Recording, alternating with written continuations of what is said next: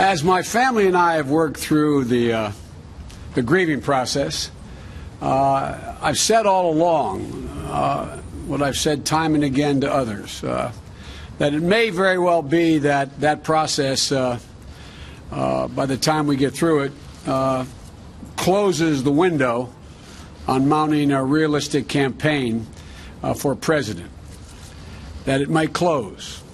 I've concluded it has closed. Well, Vice President Biden ending the suspense today in a Rose Garden appearance, announcing he will not seek the Democratic nomination for president. Let's bring in our panel. Steve Hayes of the Weekly Standard, Karen Tumulty from the Washington Post, and syndicated columnist Charles Krauthammer. Karen, you've been reporting on Biden and the Democrats. He seemed to have been sending out so many signals, especially in the last week, that he was leaning toward running. Any sense at all of what happened? What changed his mind? Well, I think he definitely wanted to be president. He's wanted to be president since the early 1970s. I think, quite frankly, and he was pretty clear about it, he said the window has closed on me. And the fact is that Hillary Clinton has been resurgent since that debate. She has regained, in our poll, more than half the territory she lost over the summer. And I think he looked at his chances of winning and realized there just was not a path there.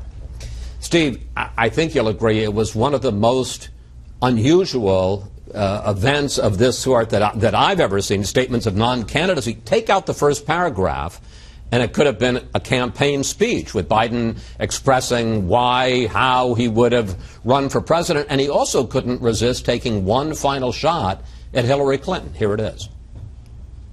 I don't believe, like some do, that it's naive to talk to Republicans. I don't think we should look at Republicans as our enemies.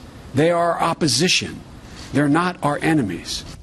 Steve, it almost seemed as if Biden resented the fact that, yes, I'm not going to run, but I really don't like the fact that I've decided I'm not going to run. No question about it. I mean, the most important word in a number of words that he spoke was unfortunately.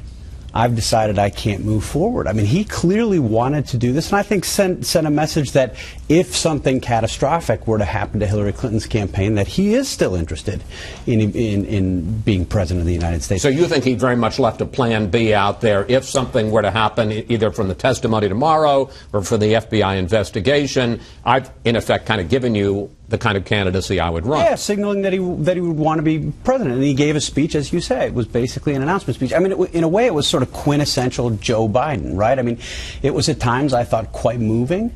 It was at times sort of preachy and a lecture.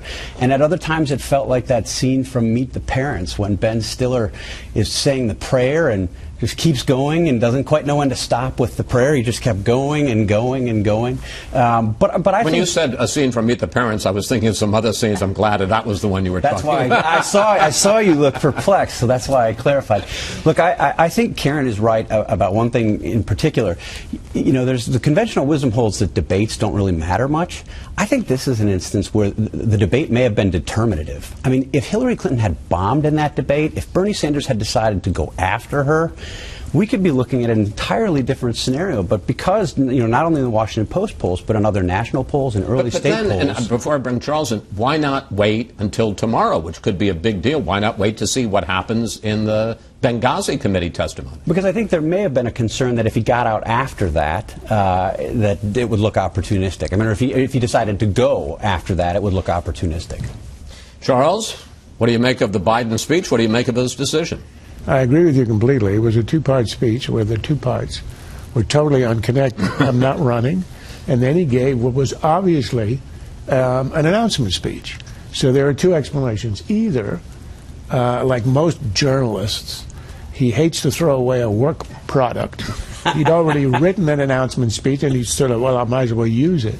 The other explanation, I think, is right. What he did with that speech, which was essentially an announcement speech, was to say, I'm ready, I'm tanned, I'm rested, and if lightning strikes Hillary, meaning if the Department of Justice indicts her or something really out of the ordinary happens, and somehow she disappears, I just bought myself a standby ticket on Air Force One.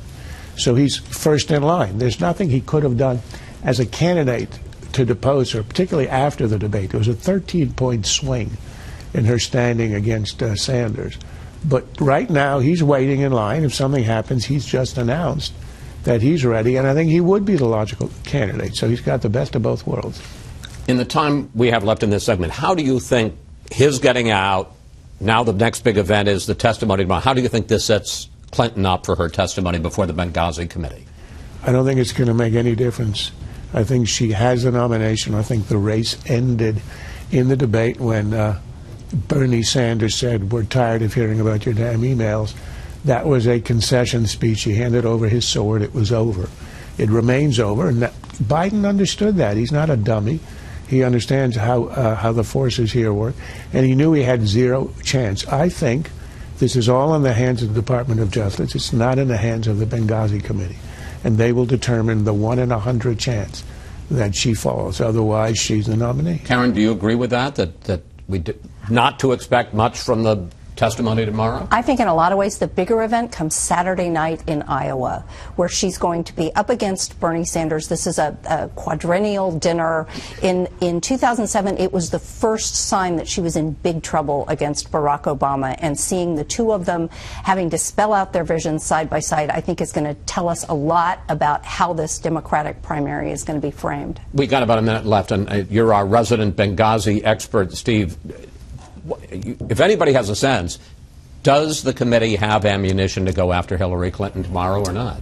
Yeah, I think they've uncovered new information on all three aspects of the Benghazi investigation, what happened before what happened during and after. I think they'll focus on before, and in particular on these security questions. And among the questions they'll raise is, you say that this was sort of below your pay grade to be working on these security issues, that you had other people to handle it. And yet we've now seen through the emails from Sidney Blumenthal and other documents that have been produced that you spent quite a bit of time focusing on other things. Why did you spend so much time with this advisor who was not allowed to work at the State Department, taking in his shoddy intelligence, and didn't spend time working on these issues that people were screaming about down in the bowels of the State Department bureaucracy?